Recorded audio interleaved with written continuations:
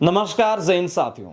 जहां एक तरफ हाल ही में ऐसी खबरें सामने आई थी कि अग्निवीरों का स्थायी कोटा 25% से बढ़ाकर 50% किया जाएगा, वहीं दूसरी ओर अग्निवीर परमानेंट कैसे होंगे, इसको लेकर जो पॉलिसी है वो सामने आ चुकी है।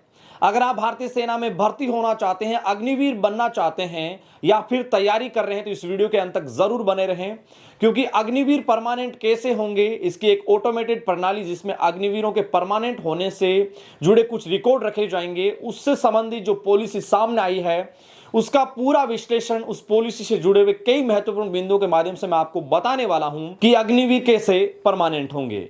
आइए साथियों, उन सभी बिंदुओं के ऊपर एक नजर डालते हैं। सबसे पहले नजर डालते हैं उस बिंदु के ऊपर कि जख्मी अग्निवीरों को स्थायी कोटे में दी जाएगी प्राथमिकता। जी हां, अगर आप भारतीय सेना में भर्ती हो चुके हैं, अग्निवीर बन चुके हैं या फिर तैयारी कर रहे हैं, भविष्य में आप अग्निवीर बनेंगे, तो अगर स्थायी कोटे की बात की जाए, कर्तव्य पथ के दौरान, ड्यूटी के दौरान अगर आप जख्मी हो जाते हैं तो स्थायी कोटे में आपको प्राथमिकता दी जाएगी। केंद्र सरकार की नई सैन्य भर्ती योजना अग्निपथ योजना के शुरुआती जो नियम है उसके तहत 100 में से 25% अग्निवीरों को स्थायी कोटे में शामिल किया जाएगा।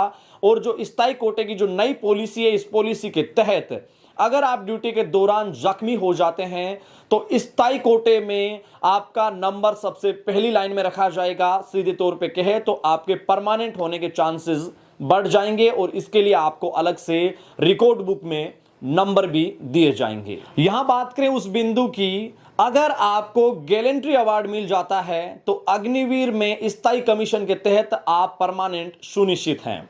जी हां, अभी मैंने आपको उस बिंदु के ऊपर पूरी विश्लेषण भरी जानकारी दी कि अग्निवीर बनने के पश्चात ड्यूटी के दौरान अगर आप जख्मी हो जाते हैं तो इसके पश्चात रिकॉर्ड बुक में आपके अलग से नंबर ऐड किए जाएंगे और स्थायी कोटे में आपको प्राथमिकता दी जाएगी। लेकिन जख्मी होने की स्थिति में अगर आपको गैलेंट्री अवार्ड मिल जाता है या फिर बेटल कैजुअलिटी जैसी स्थितियां बन जाती है तो अग्निवीर में स्थायी कमीशन के तहत आप परमानेंट पक्का होंगे। जी हां, इसको पक्का ही समझिए।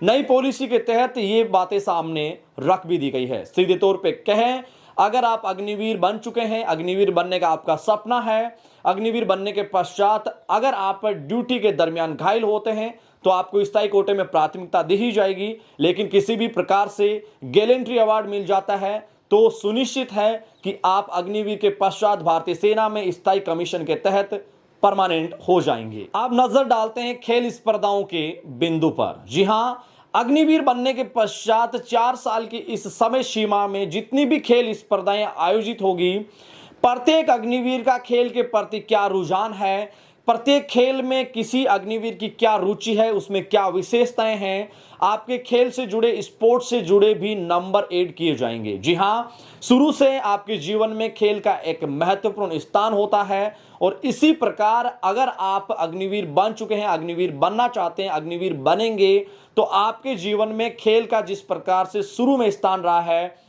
आफ्टर अग्निवीर बनने के पश्चात भी महत्वपूर्ण स्थान रहेगा और आपके खेल के नंबर भी जोड़े जाएंगे प्रत्येक अग्निवीर के। और परमानेंट होने की जो स्थिति है, जिसमें रिकॉर्ड बुक आपकी ऑटोमेटेड प्रणाली के तहत सामने रखी जाएगी, उसमें आपके नंबर भी ऐड किए जाएंगे। इसलिए जख्मी होने के साथ साथ गैलेंट्री अवार्ड के साथ साथ आपका खेल का महत्वपूर्ण योगदान अग्निवीर में स्थायी कमीशन के तहत परमानेंट में होने वाला है। अब बात करें अनुशासन के बिंदु पर। जी हां, प्रत्येक व्यक्ति के जीवन में अनुशासन का एक महत्वपूर्ण रोल रहता है और अगर सेनाओं की बात की जाए, सेना के जवानों की बात की जाए, तो अनुशासन को सर्वोपरि माना जाता है। इसी प्रकार अग्निवीरों के परमानेंट की पॉलिसी में भी अनुशासन को महत्वपूर्ण स्थान दिया गया है। अगर कोई अग्निवीर अनुशासन की सीमाओं को लांघता है, उसमें अनुशासनहीनता की स्थितियां पाई जाती है, तो इसके लिए आपको नेगेटिव मार्क्स दिए जाएंगे, आपको नकारात्मक अंक दिए जाएंगे और सीधे तौर पे कहें तो परमानेंट होने की स्थिति में ये अंक आपके लिए बाधे बन सकते हैं।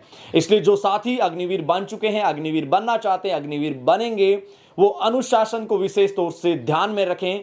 खेल के साथ साथ आपके जीवन में अनुशासन का महत्वपूर्ण स्थान होना चाहिए। यहां बात करते हैं महत्वपूर्ण बिंदु अवार्ड्स पर। जी हां, हमने आपको गैलेंट्री अवार्ड्स, खेल, अनुशासन सारे पॉइंट्स आपको बताए, लेकिन इसके साथ साथ जैसे ही आप अग्निवीर बनते हैं, 4 साल की जो समय सीमा है, इस समय सीमा में कई सारी स्पर्धाएं आयोजित होती है। इन स्पर्धाओं में जिन अग्निवीर को अवार्ड मिलेंगे, जो अग्निवीर महत्वपूर्ण स्थान रखते हैं, इनको प्रक्रियाओं के तहत अवार्ड दिए जाते हैं।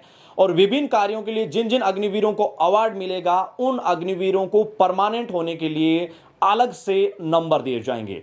इसलिए सारी स्पर्धाएं जो भी अग्निवीर बनने के पश्चात 4 साल की समय सीमा में आयोजित होती है, उसमें बढ़ चढ़कर भाग लें और अपनी रुचि जो है वो बढ़ चढ़कर दिखाएं। तो साथियों, ये 5 महत्वपूर्ण बिंदु जो आपके लिए सहायक हैं और नई पॉलिसी के तहत ये बिंदु सामने आए हैं, जिसमें हमने आपको बताया गैलेंट्री अवार्ड्स, आप जख्मी होते हैं, खेल, अनुशासन अवार्ड्स, इन सभी बिंदुओं का अग्निवीर में स्थायी कमीशन के तहत परमानेंट होने के लिए प्रत्येक अग्निवीर को ध्यान रखना चाहिए और यही बिंदु आगे चलकर आपको परमानेंट कराने में सहायक सिद्ध होने वाले हैं। इन बिंदुओं को ऊपर साथियों आपकी क्या राय है? अग्निवीर परमानेंट को लेकर जो पॉलिसी सामने आई है, इसके बारे में आप क्या सोचते हैं? मुझे कमेंट सेक्शन के माध्यम से आप अपनी राय जरूर दीजिएगा। आपका बहुत बहुत आभार। वीडियो के अंत तक आप बने रहे। सेना रैली भर्ती से जुड़ी हुई, भारतीय सेना से जुड़ी हुई सही सटीक लेटेस्ट जानकारी के लिए आप एडी आर्मी पॉइंट परिवार के सभी मीडिया प्लेटफॉर्म को ज्वाइन करना ना भूलें। हमारे इस यूट्यूब परिवार के यूट्यूब चैनल को भी सब्सक्राइब कीजिए। अपने मेजबान धनेश को यहां दीजिए इजाजत। आपसे फिर मुलाकात होगी सेना भर्ती से जुड़ी हुई सही सटीक जानकारी के साथ। तब तक के लिए जय हिंद, जय भारत, शुक्रिया।